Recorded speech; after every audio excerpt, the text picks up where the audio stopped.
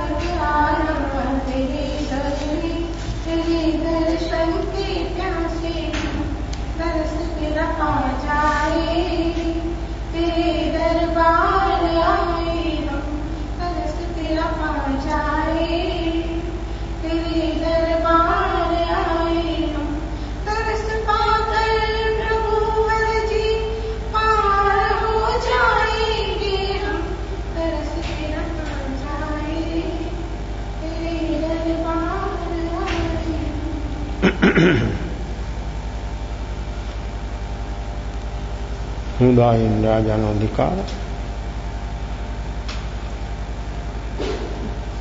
भगवती सूत्र में बहुत चीजों है।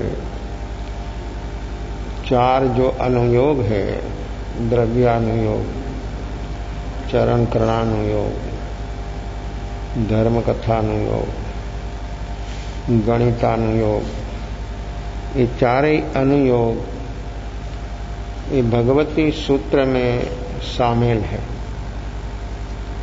जिसको किस प्रकार का रस है, ये रस के मुताबिक जीव वो चीजों में जो गहराई में डूब जावे तो व्यक्ति का जीवन आयु कम लगे। कभी कभी जीवों को जीवन जीना कठिन लगता है।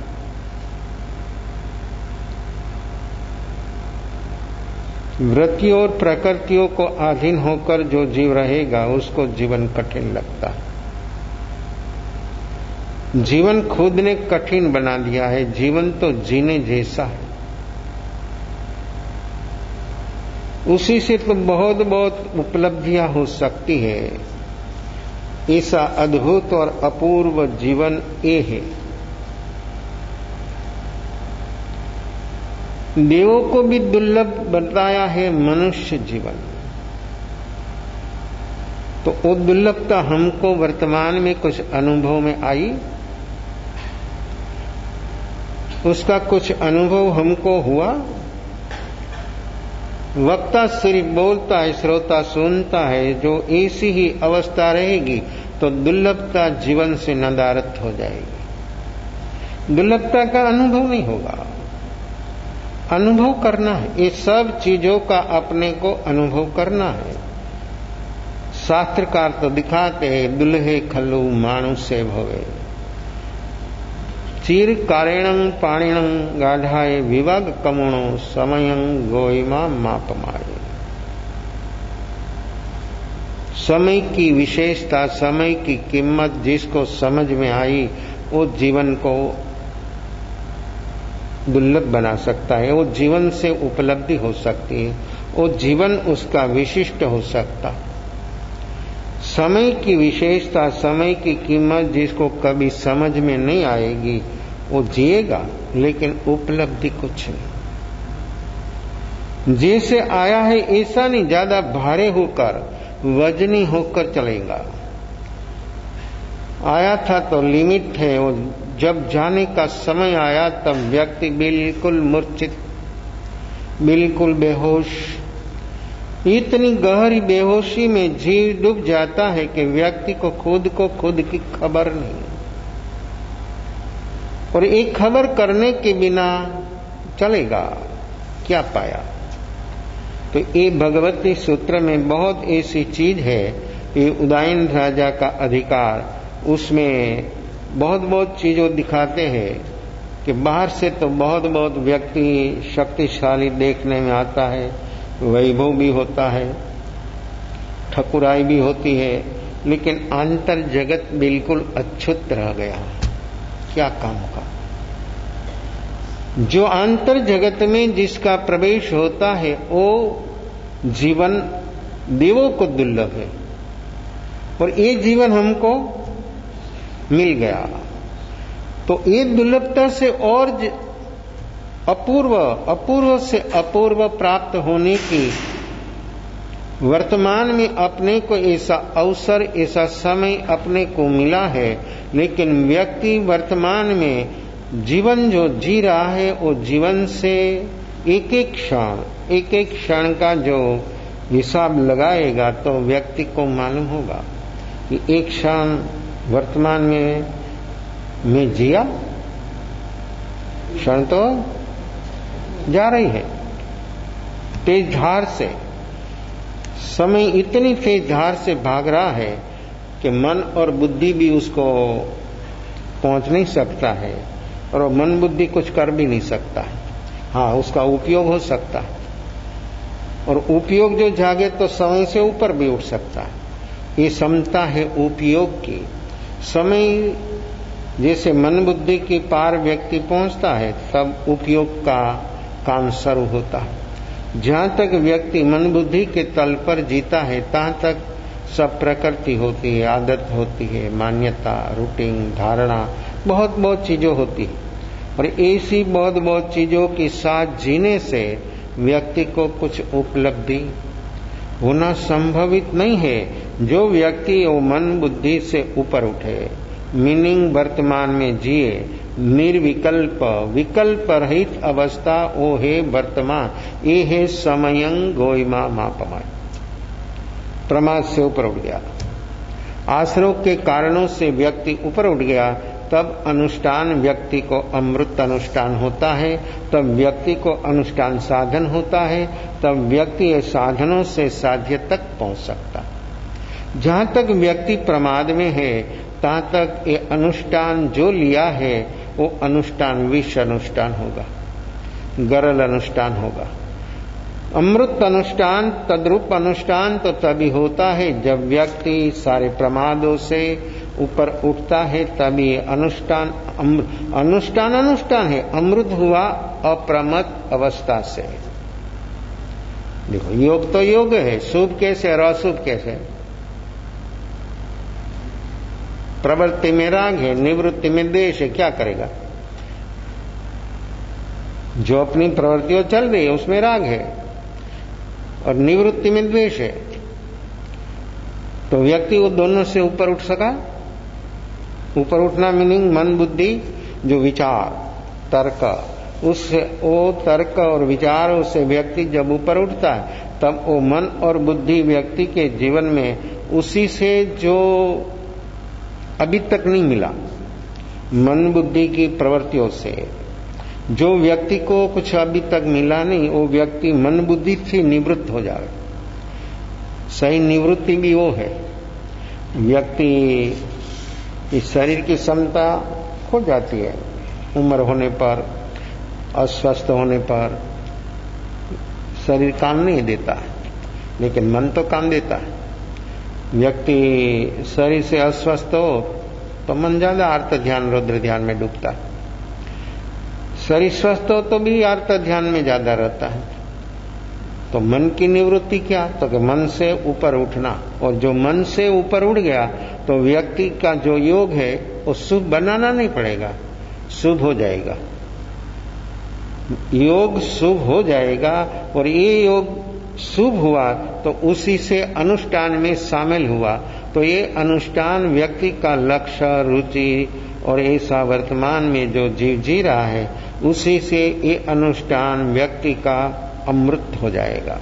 तो उसका परिणमन जब मन से ऊपर उठता है तब प्रकृतियों से ऊपर उठ गया, तब उसका परिणमन जो है वो स्वभाव के अनुरूप है, इसलिए वो अमृत अनुष्ठान है।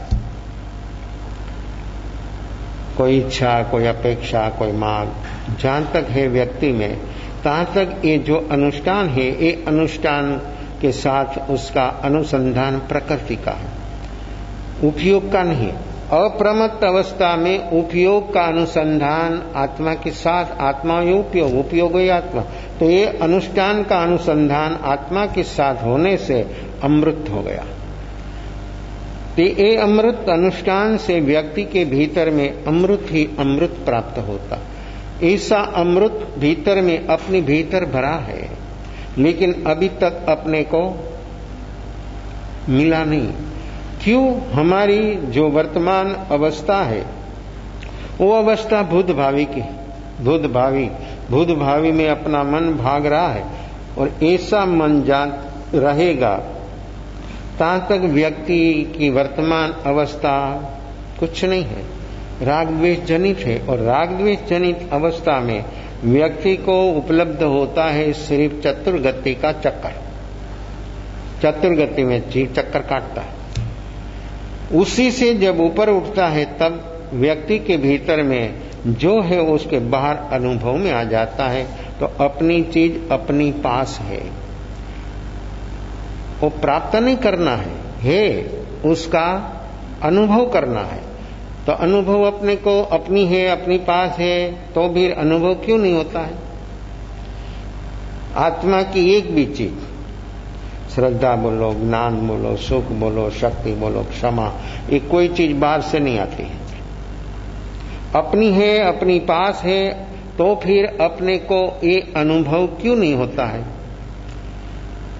अपना जो साधन है ये मन, 10 प्राणों में मन बलवान से बलवान, सुपर साधन, लेकिन ये साधन अपना भाग रहा है बुद्ध भावी, और ये मन जहां तक बुद्ध भावी में रहेगा तहां तक अपना जो है, अपनी चीज है, ये अपने को अनुभव में नहीं आएगी।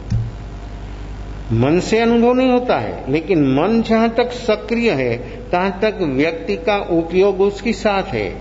ये अपना मन जो है, कॉन्शियस मन, उसके साथ सब उदय उसको ऐसे टच कर जा रहा है। मन को टच कर ये उदय जा रहा है, ये उदय के साथ राग द्वेष शामिल है। तो ये उदय से व्यक्ति की वर्तमान अवस्था इतनी राग द्वेष से टोचित होने से अपना मन दूषित हो गया है, और उसके साथ उपयोग है। उपयोग उसके साथ जहां तक रहेगा तहां तक अज्ञान, राग द्वेष का द्वंद्व है, मन के साथ अर्थिंग हो रहा है, उसी से कषायों, इसी से बहुत बहुत चीजों का संवर्धन हर हालत में हो रहा है। उसी से बाहर कैसे आए? तो व्यक्ति वर्तमान में जिए। जो व्यक्ति वर्तमान में जिएगा तो ये उपयोग जो अपना मन के साथ जुड़ा हुआ है, वो मन से उपयोग अलग हो जाएगा, अपना करने से नहीं होगा। जो करने से होता तो वो व्यक्ति रह सकता है। वो कोई ऐसी टेक्निक है कि ये यहाँ है, ये यहाँ से खुल गया तो लगा दो कनेक्शन, तो ये अपने ध्यान में आ जाता है। ऐसा अपना कनेक्शन राग द्वेष के साथ अपना उपयोग का, इसलिए अज्ञान। ये कनेक्शन कैसे खुले? तो हाथ की, मन की, बुद्धि की तो क्षमता नहीं है खोलने की, जोड़ने की है, जोड़ देता है। क्यों? आदत है ना, बेहोशी है ना, अनंत काल से वही चल रहा है, वो इजी हो गया है। तो ये कनेक्शन कैसे खुले? तो कि वर्तमान में व्यक्ति निर्विकल्प होए तो वो खुल जाए, बस इतना ही काम है। एक पॉइंट जितनी अवस्था है, एक पॉइंट जो दूर है तो कनेक्शन नहीं, और एक पॉइंट 2 पॉइंट हो गया तो कनेक्शन। तो ये मन वर्तमान में एक क्षण है और एक क्षण वर्तमान है, तो एक वर्तमान क्षण में जो अपना मन अपने भीतर ऐसा जागरण साक्षी भाव जो प्रकट हो गया, तो अपना मन से उपयोग अलग हो गया। वो क्षण कितनी, इसी क्षण कितनी कंटिन्यूस, असंख्यात क्षणों की 1 सेकंड।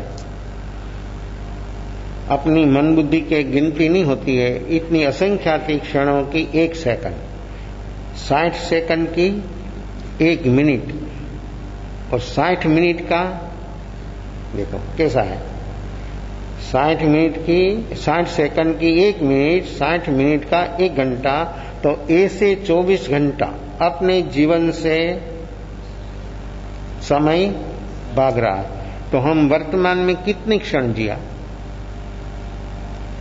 इतनी क्षण अपना उपयोग उसी से राग द्वेष से, मन से, उदय योग संयोग से अलग हुआ। लेकिन एक क्षण की जो अवस्था है वो मन अभी उपयोग झकझोर ऐसा हुआ नहीं है, तो मन एक क्षण की बात को पकड़ नहीं सकता, इतना मूर्छित हो गया है। राग द्वेष से अपना मन इतना दूषित हो गया है, इसलिए उसको एक क्षण की बात पकड़ने की क्षमता उसके पास नहीं है, और जिसकी क्षमता है वो उसके साथ शामिल है। ये कैसे काम हो? उसके साथ सम्मिलित है। अपना उपयोग राग द्वेष के साथ, मन बुद्धि के साथ एक रूप होने से उपयोग अज्ञान रूप है, तो ये उपयोग अलग हो जाता है। अपने काम करना है, जागरण साक्षी भाव, वर्तमान में जीना। ये वर्तमान में जो व्यक्ति जिएगा तो उपयोग उसे से अलग हो गया। ये जितना समय ऐसा व्यक्ति का समय पास होगा वर्तमान में, ऐसे ऐसे व्यक्ति की क्षमता बढ़ेगी, धीरज बढ़ेगी, देखने की गहराई बढ़ेगी और व्यक्ति को असंख्यात क्षण तक, जो एक सेकंड तक ऐसी अवस्था में व्यक्ति ठहर गया तो महसूस भी हो जाएगा, हाँ कुछ बदलाव तो हो रहा है, भीतर में कुछ नया है। ऐसा तो हमने कभी अनुभव में आया नहीं, ऐसा तो हमने सुना बहुत है, लेकिन अनुभव में तो नहीं। ये अनुभव तो कैसा अनुभव है? वो व्यक्ति को एक सेकंड, व्यक्ति जो वर्तमान में कंटिन्यूस जिएगा तो व्यक्ति को मालूम होगा कि ये भीतर की चीज कोई अलग है। ये अलग अनुभव करने के लिए व्यक्ति की फिर तालावेली, फिर लगन ऐसी तेज बनेगी तो व्यक्ति सतत वो पुरुषार्थ में रहेगा। ऐसा पुरुषार्थ व्यक्ति का सतत जो चलता रहेगा तो जल्दी से जल्दी करना है, जल्दी से नहीं होगा, जागरण बढ़ाना है। जागरण बढ़ाने की ब्याज जल्दी हुआ तो खलास फेल। एमा उतावल तो जरा भी चलेगी नहीं। जो थोड़ा भी उतावला हो गया मन तो गाड़ी चलेगी रिवर्स में। मन में ऐसी स्थिरता, ऐसी समता, ऐसी धीरज व्यक्ति को जो आ जावे तो व्यक्ति का काम जल्दी से जल्दी होता है। जितना जल्दी करने से नहीं होगा इतना समता धीरज से जल्दी हो जाएगा। और जितना जल्दी करने का व्यक्ति के भीतर में जो मन की अवस्था है वो अपनी मन की अवस्था से व्यक्ति कभी परिचित नहीं है कि ये मेरा उतावलापना, ये चंचलता, ये विफलता, ये जो है वो व्यक्ति को राग द्वेष जनित है। अपनी मन की जो विफलता चंचलता है मन की, वाणी की, शरीर की, वो क्यों है तो कि राग द्वेष जनित है। राग द्वेष होने से, राग द्वेष से ही काम चल रहा, इसलिए चंचलता है। तो चंचलता जहां तक रहेगी तहां तक स्थिरता नहीं, और स्थिरता नहीं है तहां तक स्वस्थता नहीं, और स्वस्थता नहीं तहां तक अनुभव नहीं।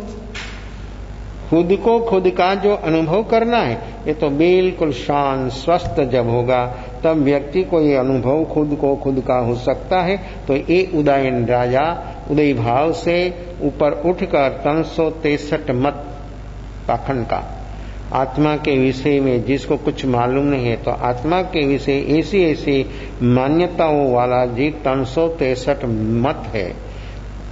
और ये मत के अनुरूप जीव की जो अवस्था है वो अलग अलग वो मान रहे हैं। तो अलग अलग मानने से जीव की अवस्था ऐसी नहीं होती। जीव तो जीव है, आत्मा तो आत्मा है, लेकिन उसकी मान्यता भेद से ऐसी ऐसी बहुत प्रकार की मान्यताओं जीव को पकड़ कर रख देता है और स्वयं का अनुभव कभी व्यक्ति को हुआ नहीं। और ये मान्यता में जहां तक रहेगा तहां तक ये मान्यता दृढ़ रहेगी तो व्यक्ति को जो साधन अनुष्ठान जो अपनाया वो सब अनुष्ठान साधन फेल हो जाएगा। तो मान्यता से व्यक्ति को ऊपर उठना है। ऐसी ऐसी बहुत प्रकार की जीवों की मान्यता है। ये 12 प्रकार का जो तप, उसमें भी प्रायश्चित, विनय, वैयावच, तीसरा नंबर का तप वैयावच। ये वैयावच में व्यक्ति की वर्तमान अवस्था कैसी कैसे होती है और ये सेवा का भाव व्यक्ति के भीतर में बहुत दुर्लभ है। और ऐसी सेवा जो व्यक्ति को सचमुच भीतर में जो जागरण के साथ जो व्यक्ति उसमें डूब जावे तो ये सेवा से स्वयं तक पहुंच जाएगा।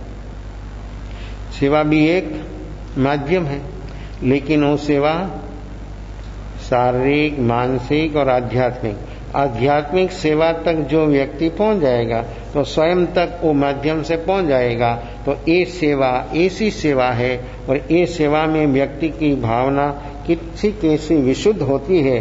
और ये विशुद्धि के सद्भाव से व्यक्ति के भीतर से मान्यता वो सब हट जाती है और व्यक्ति बिल्कुल मान्यता रहित निर्मल। मान्यता जहां तक है तहां तक उपयोग की पूर्ण शुद्धता नहीं होगी। मन तो शुभ हुआ कषाय मंद होने से, उपयोग की निर्मलता तभी होती है जब मान्यता, सारी मान्यता से व्यक्ति मुक्त हो गया, तभी व्यक्ति का उपयोग झकझोर हो जाएगा, तेज हो जाएगा। इतना तेज हो जाएगा कि जीव को खुद का अनुभव करने में जो रुकावट डालने वाली जो चीज वो तो है मान्यता। तो मान्यता से व्यक्ति ऊपर उठ गया तो व्यक्ति को अनुभव करना बहुत आसान है। सबसे बड़ा पाप 18 पापस्थान, उसमें सबसे बड़ा पाप है मिथ्यात्व, वो बेज है। संसार का 18 पापस्थान में मिथ्या दर्शन शल्य वो सबसे बड़ा पाप है। जल्दी से जल्दी व्यक्ति को उसी से ऊपर उठना है, वो काम अपना है और उसकी कोई जरूरत नहीं है। अपनी दिनचर्या, भोजन तो करना पड़ेगा, तो श्रावक श्राविका जो खाना पकाते हैं तो उसमें 5 ठावरों की तो देखो जरूरत है ना। अपनी जीवन जरूरी चीज है, वो क्षम्य है, समझे? जीवन जरूरी जो चीज है वो क्षम्य हो सकती है, बिन जरूरी है मिथ्यात्व। किसी को जरूरत नहीं, कोई संयोग में किसी कोई हालत में जरूरत नहीं, तो वो क्यों पकड़ रखा है? अपनी कोई दिनचर्या में कोई संयोगों में मिथ्यात्व की कोई जरूरत नहीं। हाँ, इनके मिथ्यात्व बीच में आता है, रुकावट होती है, तो अपनी दिनचर्या है उसमें तो त्रस्थावर जीवों की इनके इन प्रकार है, तो ये उपयोगी है। उपयोगी जो चीज है वो क्षम्य हो सकता है, उपयोगी जो चीज नहीं है, मिथ्या तो कोई उपयोगी चीज नहीं है, तो फिर व्यक्ति अनंत काल से उसको पकड़ कर रखा है। उसी से जल्दी जीव को बाहर आना है, और ये बाहर जब आ जाएगा तब जीव को स्वभाव रूप आत्मधर्म क्या है वो जीव को अनुभव में आ जाएगा। वो काम अपना है, वो काम अपने से होने वाला है, और ये मान्यता वर्तमान में जागरण साक्षी भाव से व्यक्ति ऊपर उठ सकता है। तो ये मिथ्यास्व सबसे बड़ा पाप है और वही भ्रांति है। वस्तु और व्यक्ति में सुख बुद्धि किसी से है? हर जीव को है सुख बुद्धि, किसी से? मिथ्यात्व से। देखो कैसा है, तो जहां तक मिथ्यात्व है तहां तक भाव प्राण की हिंसा है। जहां तक जीव में मिथ्यात्व है, अनिमान्यता है किसी भी प्रकार की, तहां तक भाव प्राण की हिंसा है। और जहां तक मिथ्यात्व है तहां तक पुण्य होगा, पुण्यानुबंधी पुण्य नहीं होगा। सुपर क्वालिटी का पुण्य भी मिथ्यात्व की हाजिरी में नहीं होता है। तो धर्म कैसे हो? धर्म तो सबसे मुक्त, पुण्य शुभ कर्म, पाप अशुभ कर्म, दोनों कर्म। शुभ कर्म से व्यक्ति को जन्म अच्छा मिलता है, सगवड़ सुविधा मिलती है। पाप का उदय से जीव को सभी प्रकार की प्रतिकूलता, शरीर भी प्रतिकूल, बाहर की प्रतिकूलता, कभी कभी बच्चा जन्मता है, जन्म के साथ ही बीमार होता है, ब्लड कैंसर लेकर आता है। तो क्यों ऐसा क्यों? व्यक्ति का मनुष्य जन्म तो मिला, लेकिन पाप इतना कि व्यक्ति को शरीर जन्म से ऐसा अस्वस्थ बीमार रहता है, तो फिर वो बीमारी के साथ जीव जीता है तो कैसे जीवन जिएगा? कैसा आर्त ध्यान? असाता के उदय में मानसिक जो अपनी अवस्था होती है वो आर्त ध्यान रूप अवस्था है, तो वो तो जन्म से है, कैसे करेगा? कैसे बाहर आएगा? तो किसी को साता है जीवन भर 100 साल जिए, कोई तकलीफ नहीं सह रही, तो भी आर्त ध्यान। तो ये आर्त ध्यान रुद्र ध्यान दोनों से जीव को ऊपर उठे और व्यक्ति वर्तमान में जिए तो दोनों से ऊपर उठ गया, धर्म ध्यान सर्व हो गया।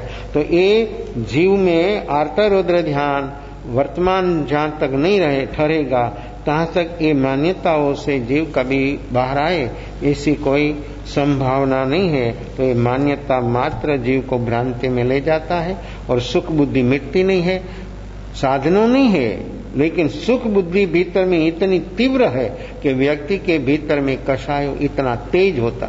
जैसी जैसी तीव्र अवस्था प्रकृतियों की, ऐसे ऐसे व्यक्ति का भाव में भी अशुभ अशुभतम अशुभता भाव, शुभ शुभतम शुभता। ये शुभ भाव कषायों की मंदता से होता है, अशुभ भाव कषायों की तीव्रता से होता है। दोनों से ऊपर उठा वर्तमान जागरण साक्षी भाव, तो व्यक्ति की साधना सर्व हो गई। व्यक्ति जो जिएगा ऐसे 25 मिनट निर्विकल्प अवस्था में, तो मैं कौन हूं ये उसका अनुभव हो जाएगा। कंटिन्यूस 25 मिनट ऐसा होना, तभी जो उसके पास अनुष्ठान है वो अमृत हो गया। भीतर में परम अमृत का अनुभव होने से व्यक्ति को बाहर में की जो चीज है वो भी अमृत रूप हो जाती है। तो ऐसी अमृत रूप अवस्था का अनुभव करने के लिए व्यक्ति को ये मान्यताओं से ऊपर उठना है। तो 363 जो मत है वो एकांत मान्यता वाला है। ये मान्यता जो है एकांत मिथ्या दृष्टि जीवों की है। ऐसी अवस्था में जिएगा तहाँ तक ये संसार चक्र मिटेगा नहीं। 363 एकांत मत पर तेमा प्रथम क्रियावादी ना 108 मत। क्रियावादी, एकांत क्रियावादी, क्रिया को धर्म मानता है। तो इसका उसका भेद है 180। जीव तत्व, अजीव तत्व, पुण्य तत्व, पाप तत्व, आश्रव, संवर, निजरा, बंध અને મોક્ષ એમ 9 તત્વને એક પછી એક ક્રમશર સ્થાપીને તેની નીચે સ્વતઃ અને પરતઃ એવા બે ભેદ અને એ બે ભેદની નીચે નિત્ય અને અનિત્ય બે ભેદ સ્થાપના કરવા તેની નીચે કાળ, સ્વભાવ, નિયત, ઈશ્વર, આત્મા તે 5 ભેદ નિયત કરવા તેનો સંચાર કરવો। આ રીતે જીવ પોતે પોતાથી વિદ્યમાન છે, જીવ બીજાથી ઉત્પન્ન થાય છે, જીવ નિત્ય છે, જીવ અનિત્ય છે। આ 4 ભેદ કાળ, નિયત, સ્વભાવ, ઈશ્વર, આત્માથી કરવાથી 5 ગુણા 4 20 ભેદ થાય છે। એવા 20 ભેદ જીવના, 20 ભેદ આશ્રવ, સંબર, પુણ્ય, પાપ, બંધ, નિજરા એમ મોક્ષ એમ દરેકના 20 ભેદ મળી 180 ભેદ। ये 180 भेद जीव का एकांत मत का है। जीव मोक्ष भी मानता है, लेकिन मोक्ष होने पर ज्ञान नहीं होता। तो मोक्ष क्या? 6 पद है ना आत्मसिद्धि में, और 6 पद पर ही आत्मसिद्धि की तो रचना हुई है। आत्मा है, आत्मा नित्य, आत्मा कर्ता, आत्मा भोक्ता, मुक्ति और मुक्ति का उपाय। तो मुक्ति तो मानते हैं, लेकिन मुक्त होने पर ज्ञान नहीं होता। तो मुक्ति किसकी? और ये मुक्ति क्या? ज्ञान स्वरूप तो आत्मा है, और ये आत्मा में जो ज्ञान ही नहीं रहता है तो मुक्ति किसकी और मुक्ति क्या? तो ये ज्ञान नहीं मानना तो ये एकांत मत। तो 180 भेद एकांत आत्मा ऐसा है, दूसरा कोई विकल्प नहीं, दूसरी कोई बात समझ में आई नहीं। ऐसा एकांत 180 भेद दिखाया। हमें जीवना 20 भेद समझावे छे। जीव कालथी छे, अर्थात जीव काल पामीने थाय छे। जीव काल पामीने पोताथी अगर बीजाथी थाय छे। जीव चेतन छे अने जीवनो गुण चेतना छे, माटे जीव नित्य छे। जीवनी बुद्धि काल पामीने घटती रहे छे, माटे जीव अनित्य छे। जीव स्वभावथी छे, जीव स्वभावथी रहतो थको पोताथी अगर बीजाथी उत्पन्न थाय छे। जीव स्वभावथी कायम रहे छे, माटे नित्य छे।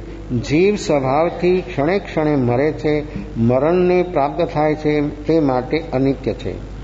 हवे नियति विषयमां कहे छे कि नियति एटले जे थवानुं होय छे ते थाय छे।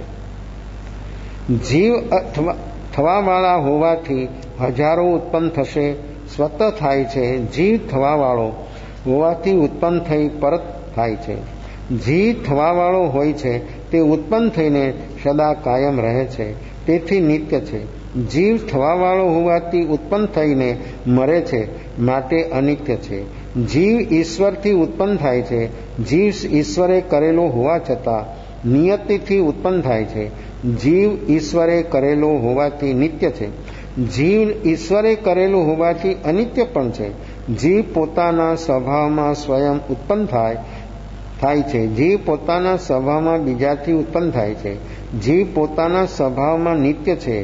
जीव पोताना स्वभावमां अनित्य छे। एम जीवना 20 भेद थया।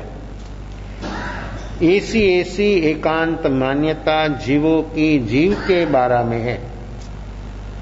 कोई भी हो, कोई भी मनुष्य हो, कोई भी जगत में रहता हो, तो फिर ये जीव के विषय में ऐसी मान्यताओं जहां तक रहेगी तहां तक व्यक्ति एकांत है। तहाँ तक व्यक्ति को खुद को अनुभव होना ये संभवित नहीं है। एम 9 तत्वना 20 भेद थाय छे। ए रीते 180 भेद।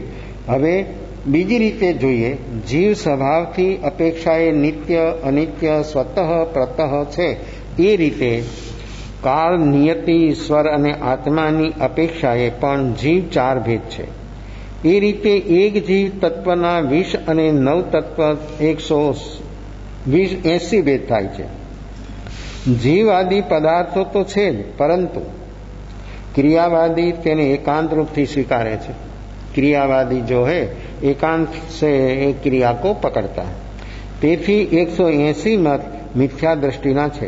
हवे जीव रूप थी सत छे, परंतु घटपट पदार्थ थी असत छे। घटपट आदि पदार्थों जीव थी भेद पड़े छे, परंतु सर्व प्रकारे जीवने सत मानवामां आवे तो ते मान्यताथी घटपट पदार्थथी पण जीव सत थई जाय छे। एवी दशामां घटपटथी जीवनो जुदो भेद पड़ी शकतो नथी, तो आखुं जगत जीवनमय थई जाय छे। ते मत जैन दर्शन ने जरा पण इष्ट लागतो नथी, कारण के बराबर नथी। तेथी ते 180 मत मिथ्यात्वना छे। एकांत जीव को जैसे जैसे ऐसी मान्यताओं से जो जीव को मानता है, तो 180 भेद एकांत मिथ्या दृष्टि का है। हमें अक्रियावादी ना 84 भेद। जीव अजीव आश्रव संबर निजरा बंध मोक्ष एम 7 पदार्थ स्थापीने तेनी नीचे स्व पर एम 2 भेद राखे छे। तेनी नीचे काल द्रव्य अपृच्छा नियति स्वभाव ईश्वर अने आत्मा एम 6 पद राखे छे। ए रीते 84 भेद थाय छे। जीव स्वयं कालथी नथी, जीव बीजा कालथी नथी, जीव यथेष्ट स्वयं नथी, जीव यथेष्टित परम नथी। ए ज रीते नियति स्वभाव ईश्वर आत्मा एम दरेक ना भेद 2 भेद थता कुल 12 भेद थाय छे। ए रीते जीवना 12 भेद, अजीवना, आश्रवना, संवरना, निजराना, बधा मोक्षना एम 7 तत्वना दरेकना 12 भेद थता 84 भेद थाय छे। नास्तिकोना मतमां स्वतः परत जीवादि पदार्थो नथी एम तेमां 84 मत छे। ते शुं प्रमाण करे छे अने जैन दर्शन शुं कई रीते खंड करे छे ते बतावे छे। अज्ञानवादी ना 67 भेद छे। जीव अजीव पुण्य पाप संबर आश्रव निजरा मोक्ष एम 9 पदार्थ ने क्रमशः स्थापीने नीचे 7 भंग मूकवाना। सत असत, सत असत, असत सत, अवक्तव्य, सत अवक्तव्य, असत अवक्तव्य, सत अवक्तव्य। हवे तेनुं कथन करे छे। जीव सत छे, कोण जाणे छे अने जाणवाथी शुं प्रयोजन छे। जीव असत छे, कोण जाणे छे अने जाणवाथी शुं प्रयोजन। जीव सत असत छे, ते कोण जाणे छे अने जाणवानुं शुं प्रयोजन। जीव अवक्तव्य छे, ते कोण जाणे छे अने जाणवाथी शुं प्रयोजन। जीव सत अवक्तव्य छे, ते कोण जाणे छे अने जाणवाथी शुं प्रयोजन छे। जीव असत अवक्तव्य छे, ते कोण जाणे छे अने जाणवाथी शुं प्रयोजन छे। जीव सत असत अवक्तव्य छे, ते कोण जाणे छे अने जाणवाथी शुं प्रयोजन छे। तेवी रीते अजीवादीना 8 तत्वोमां आ रीते भांगा करता 60 भेद थाय छे। ते उपरांत बीजा 4 भांगा। सत एटले 36 विद्यमान पदार्थोनी उत्पत्ति कोण जाणे छे अने जाणवाथी शो लाभ थाय छे। असत एटले असतनी अविद्यमान पदार्थोनी उत्पत्ति कोण जाणे छे અને તે જાણવાથી શું લાભ થાય છે। સત અસત એટલે કંઈ વિદ્યમાન અને કંઈ અવિદ્યમાન પદાર્થોની ઉત્પત્તિ કોણ જાણે છે અને જાણવાથી શું લાભ થાય છે। અવક્તવ્ય ભાવની ઉત્પત્તિ કોણ જાણે છે અને જાણવાથી શું લાભ થાય છે, તે રીતે તેના ભાંગા બને છે। अज्ञानवादी अज्ञान ने श्रेष्ठ माने छे। जो अज्ञान का भी भेद है, अज्ञानवादी ऐसे एकांत ज्ञानवादी भी है। जो एकांत है वो मत कभी मान्य नहीं है, और एकांत में जो चीज होती है वो सही नहीं होती है, शायद होती है। ऐसा हो भी सकता है, ऐसा नहीं भी हो सकता है। ऐसी शायदवाद की जो बात है, शायदवाद जहाँ आता है वहाँ वस्तु स्थिति, उसका स्वभाव क्या है वो सत्य व्यक्ति को अनुभव में आता है। एकांत में जीव जहां तक रहेगा तहां तक स्वयं का अनुभव होना कभी संभवित नहीं है। अज्ञानवादी अज्ञानने श्रेष्ठ माने છે। અજ્ઞાનથી ઇષ્ટ અર્થની સિદ્ધિ થાય છે। જ્ઞાન તો દોષોથી ભરેલું છે। અજ્ઞાન સર્વોપરી और જ્ઞાન તો દોષ से ભરેલા है અને નિષ્ફળ છે એમ તે કહે છે। હવે આ મતનો મિથ્યા દ્રષ્ટિના છે તેની સામે જૈન દર્શન ખંડ કરીને સાચું સ્વરૂપ કઈ રીતે બતાવે છે। આગળ केवल विनय थी परलोक थी प्राप्ति मानवा वाला 32 भेद बतावे छे। देव, राजा, यति, ज्ञाति, वृद्ध, अधम, माता, पिता आठेनो मन वचन काया थी ज्ञान द्वारा विनय करवो। ए आठेनो चारे प्रकारे विनय करवो जोईए। ए रीते तेना 32 भेद थया। विनयवादी आ રીતના વિનયથી જ મોક્ષમ બતાવે છે। તેની સામે જૈન દર્શનની પ્રોપણા સી છે આગળ સમજાવે છે। 180, 84, 59 અને 32 એમ કુલ મળીને 363 મત એકાંત મત। અરે એકાંત મત જે થાય એ બધા મિથ્યા દ્રષ્ટિ છે। એકાંત જે કોઈ ચીજ હોય એ બધી મિથ્યા દ્રષ્ટિ છે। તેમાં ભળી જવાના જેવું નથી। आदर एक सतनो तिरस्कार कोई नो नहीं। आदर सत्य का, अनादर किसी का नहीं। तो सत्य का आदर जिसको होता है वो कभी भी ये मान्यताओं से ऊपर उठ जाएगा। और सत्य का जहाँ तक व्यक्ति को आदर नहीं है और सत्य क्या है वो अनुभव करने की जिज्ञासा रुचि नहीं है, तहाँ तक व्यक्ति हरदम दूसरों का तिरस्कार करेगा। सत्य का जहां तक आदर नहीं है तहां तक असत्य का तिरस्कार, और असत्य का नहीं सभी का तिरस्कार। सत्य प्राप्त हुआ तो असत्य का तिरस्कार नहीं होना, और असत्य का तिरस्कार होगा तो सत्य का उसको अनुभव नहीं है। तिरस्कार तो कभी किसी का होना ही नहीं। समझने का सब चीजों का प्रयास करना है कि ये चीज कैसी है, किसी तरह से है, कैसे वो मानता है, वो समझने का जो व्यक्ति भाव रखता है तो तिरस्कार भाव, तिरस्कार अने द्वेष, तिरस्कार अने द्वेष, द्वेष भाव जहां होता है वहां राग होता है, राग होता है वहां द्वेष होता है। एक जहां होता है मौजूद होता बीजा आए साथ में है। व्यक्ति को वर्तमान में देखने में नहीं आएगा लेकिन उसकी मौजूदगी है। आमा अक्रियावादी अत्यंत नास्तिक है, कारण के प्रत्यक्ष सिद्ध जीवादी पदार्थों ने ते मानता नहीं। अज्ञानवादी पागल है, कारण के मति आदि 5 ज्ञान विद्यमान होवा छता अज्ञान थी कल्याण बतावे छे अने माने छे, माटे ते पागल मिथ्या दृष्टि है। विनयवादी केवल विनय थी सिद्धिनी प्राप्ति माने छे, ते माटे ते पण मिथ्या दृष्टि है। क्रियावादी एकांत पक्ष ने खेचे छे, माटे ते मिथ्या दृष्टि है। आम आ राजा 363 मतना जाणकार, उदयन राजा ये 363 मतना जाणकार कैसा है? मैं तो बोल गया, आप लोगों ने सुन लिया, लेकिन अब तो सब ऊपर से चला गया। ये 363 मत में अपना भी एक मत है, हर व्यक्ति का। कोई व्यक्ति बकात नहीं है। जहां तक ये अनुभव नहीं है स्वयं को, तहां तक किसी न किसी प्रकार से एक व्यक्ति कोई भी एक मत में है, और ये मत में जहां तक व्यक्ति रहेगा तहां तक उसकी अवस्था विपरीत है। एकांत मत वाला छे अने कहे छे कि साक्षात सम्यक दर्शन ने पामेला शुं कहे छे ते बात कहे छे। ये एकांत मिथ्या दृष्टि का 363 मत, और सम्यक दर्शन जिसने पा लिया उसका क्या अभिप्राय है, उसकी क्या अवस्था है, वो दिखाते हैं। उदयन राजा एकांत दृष्टि वाला 363 मन ने जाने छे, तेने अनेकांत दृष्टि थी जाने छे। उदयन राजा पोतानी ज्ञानधारा में मशगुल छे। प्रथम क्रियावादी 180 मत, तेनी मान्यता होय छे तो काढी नाखजो। एकांत मिथ्या दृष्टि वाला कहे छे एक भक्ति ज मोक्षनी दाता छे। जो एकांत, दूसरा कुछ नहीं, समझने की भी तैयारी नहीं और समझने का द्वार भी बंद। ये साधन है ना, भक्ति भी साधन है, योग भी साधन है, क्रिया भी साधन है, ये सब लेकिन एकांत ऐसा वो साधन है। किसी को सेट वो भी होता है, किसी को नहीं भी होता है, किसी को ध्यान, किसी को योग, किसी को भक्ति, किसी को कुछ, तो लेकिन वही है और सभी के लिए एक वो बात एकांत हो गई। तो एकांत में जो बात होगी वो मिथ्या दृष्टि जीव है। एक भक्ति ज मोक्षनी दाता છે, માટે મોક્ષ જોઈતો હોય તો ભક્તિ કરો, તે વગર મોક્ષ છે જ નહીં। આમ એકાંતે ખેંચી જનારા જૈન મતના હોય, જૈન નામ ધરાવતા હોય પણ એકાંત પાખંડી અને મિથ્યા દ્રષ્ટિ છે। एकांत जो है तो ये मिथ्या दृष्टि जीव है।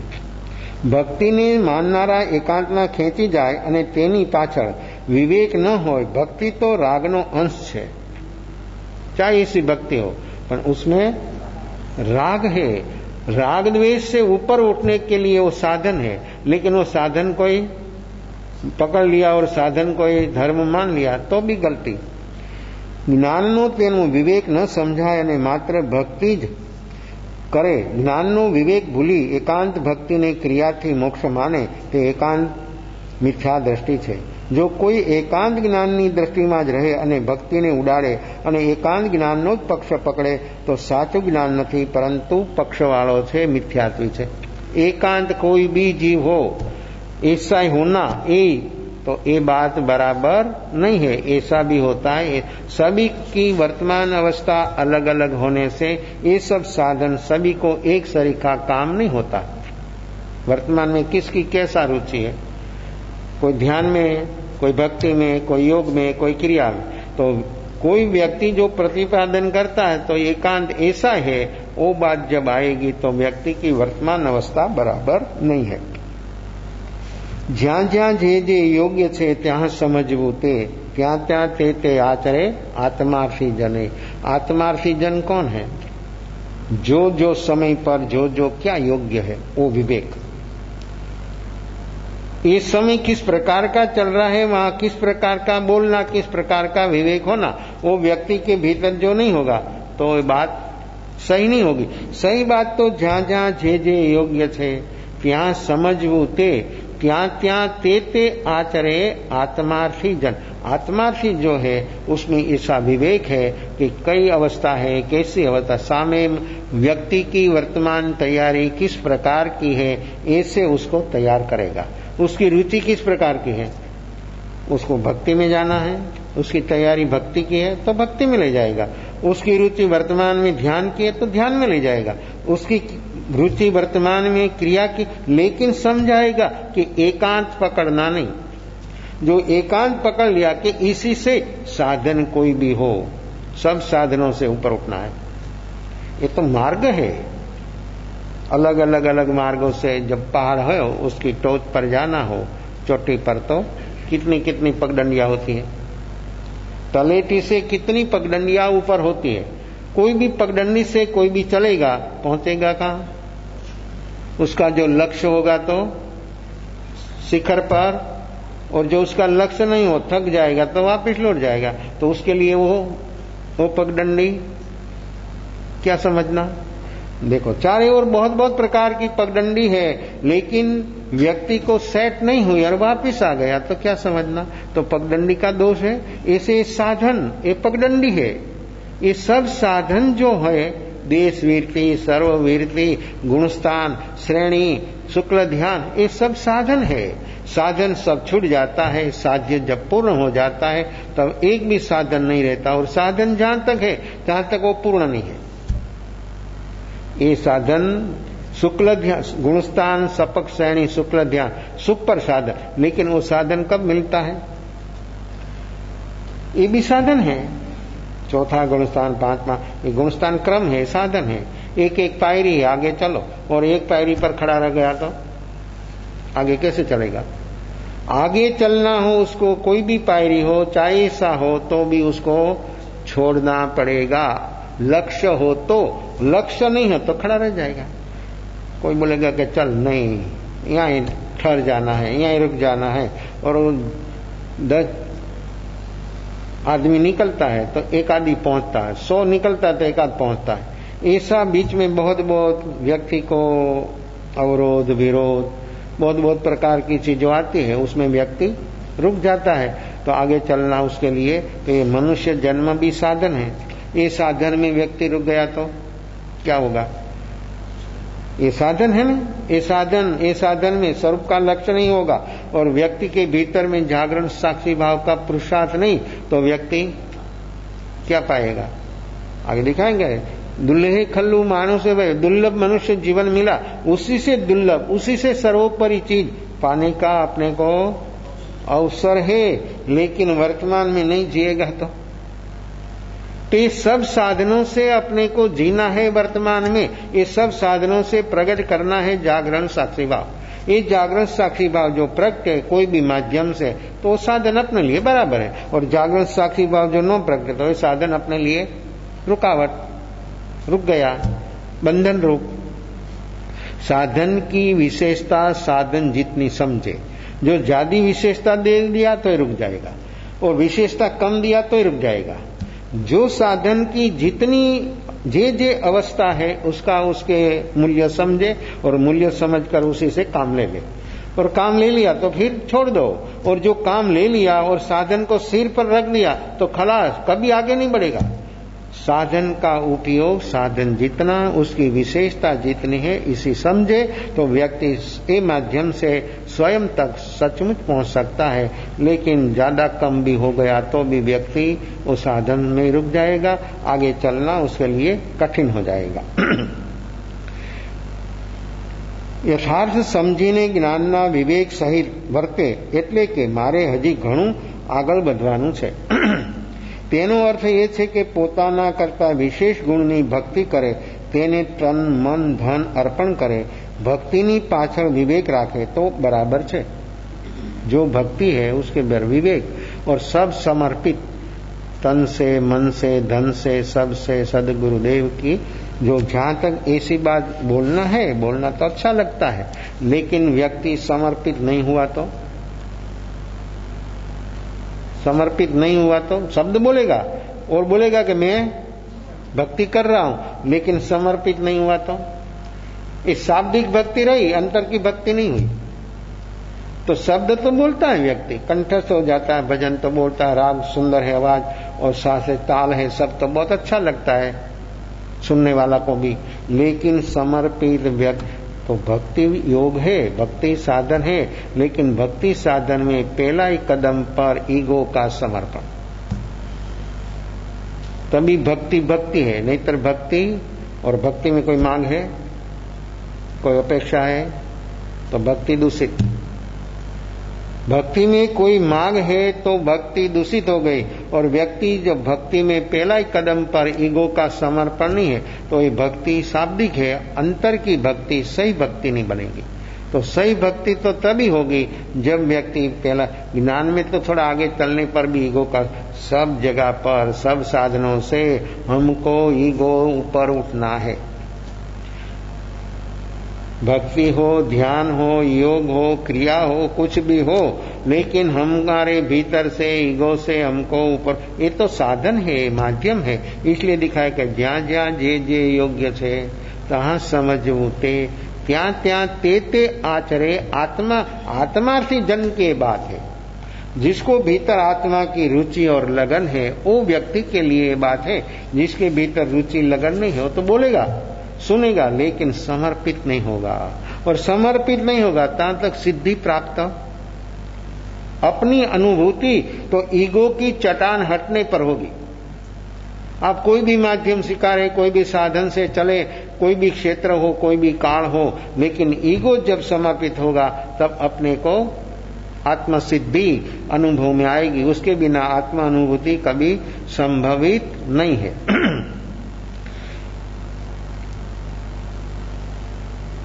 तन मन धन अर्पण करे, भक्तिनी पाछळ विवेक राखे तो बराबर है, परंतु विवेक चूकी जाए तो ते पण आत्मज्ञान प्राप्त थतुं नथी।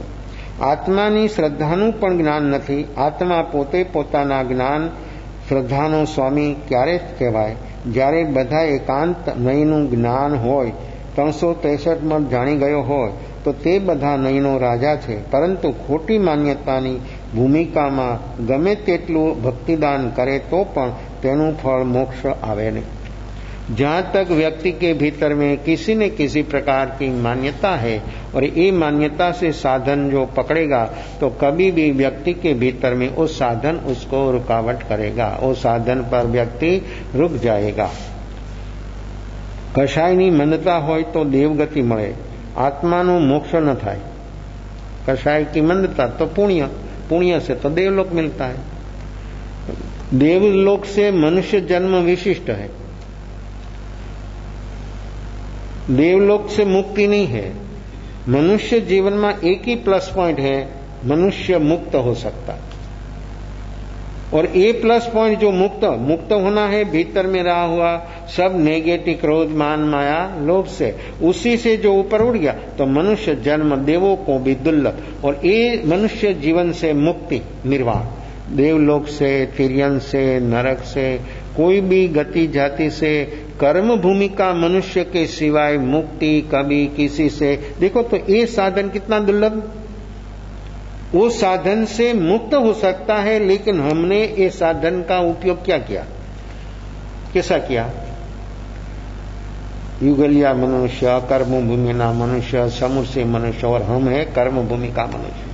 तो ये कर्म भूमि का मनुष्य को मुक्ति का अधिकार है, तो हम कर्म भूमि के मनुष्य हो गए, ये सब पार कर आ गए। इतना श्रेष्ठ साधन हमको मिला है। ये मनुष्य जन्म ऐसा श्रेष्ठ साधन है, लेकिन वर्तमान में हमने ये श्रेष्ठ साधन का उपयोग हमारे लिए क्या किया? हमारे लिए ने आत्मा के लिए समझना, शरीर के लिए तो सब चिंतित है। अनपढ़ हो कि गंवार हो, कोई भी हो, शरीर के लिए हर व्यक्ति चिंतित है, लेकिन आत्मा के विषय में तो ये इतना अद्भुत साधन, मनुष्य जीवन ये अद्भुत अपूर्व साधन है। तो ये साधन से मिलने पर भी जो हमने हमारा काम नहीं किया, ये साधन फेल।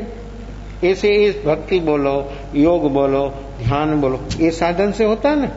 तो ये साधन कितना श्रेष्ठ है। ये मनुष्य जीवन रूप साधन से भक्ति, योग, ध्यान, ज्ञान, ये सब विनय, ये सब उसी से होता है। तो ये साधन इतना अद्भुत मिला, लेकिन मिलने पर भी एकांत में चला गया तो भी फेल। अनेकांत भगवान महावीर का जो मार्ग है, मुक्ति का मार्ग है, वो सार्वजनिक है, सार्वभौम है, सभी के लिए है। लेकिन एकांत में जो बात होगी तो जीव वहां पर रुक जाएगा। तो ये साधन से साधन स्वीकार किया तो वो साधन मनुष्य जीवन रूपी साधन, बाहर से भक्ति भी साधन, ये दो साधन इकट्ठा होने से साध्य प्राप्त हुआ तो साधन बढ़िया। और ये जो भक्ति रूप साधन स्वीकार किया, एकांत में चला गया तो वहां पर रुक गया, आगे चलना कभी संभवित नहीं है। तो ऐसे कषाय मंद होने से पुण्य होता है। अनंत बार हमारी आत्मा देवलोक में जा चुकी, अनंत बार मनुष्य जन्म भी मिल गया, नरक में भी जाकर आया, तिर्यंत में भी 84 लाख जीवा जोनी में, एक 14 राजलोक क्षेत्र में एक पॉइंट ऐसा नहीं है कि जहां पर अपना जन्म न हुआ। 14 राजलोक क्षेत्र में सूक्ष्म निगोज से लेकर चतुर्गति में एक पॉइंट पर अपना जन्म हो चुका। क्या बाकी रखा? सिर्फ स्वयं का अनुभव। अनंत काल बीत गया, अनंत जन्म हो गया, तो भी जो हमको अनुभव करना है, अनुभव तक हम अभी तक पहुंच नहीं पाया। तो ये अनुभव करने के लिए वर्तमान में जो व्यक्ति ऐसा तैयार होगा तो उसका काम होगा। तो अपने को वर्तमान में जो जो साधन अपने को मिला है, मनुष्य जीवन रूपी साधन, वो साधन से दूसरा बाहर का साधन स्वीकार कर अपना भीतर में जो ऐसा समर्पण भाव आ जाएगा तो व्यक्ति सचमुच बाहर आ जाएगा और अनुभूति तक पहुंच जाएगा विशेष भाव भेद अवसर पर। नमो रिन्नाण, नमो सिद्धाण, नमो यरियाण, नमो वज्रायाण, नमो लोये सबसावणं सौ पंचनमकारो सबकागणासनो मंगलानं च सयसिं बड़मं हवै मंगलं तदारि मंगलं मरियन्दामलं दामलं सौमंगलं केवली बनन्दो धूमलं जलारि लुगदमारियन्दालुगदमां सौलुगदमां केवली बनन्दो धूमलुगदमां तदारि शरणं भजामि। अरिहंता शरणं मौजामि सिद्धा शरणं मौजामि साहु शरणं मौजामि केवली वनन्दं धमं शरणं मौजामि चारमलैयारत्तं यारशृङ्गहृदये बहुसागरमामृदये सकलकर्मणोऽणयन् मोक्षतणां सुखले आनन्दभावधरी जय गुणगाय जैवतरी जाय संसारमायि शरणागार अवर शरण नहीं को जय नर नारे आदरे अक्षय अविचल बल होय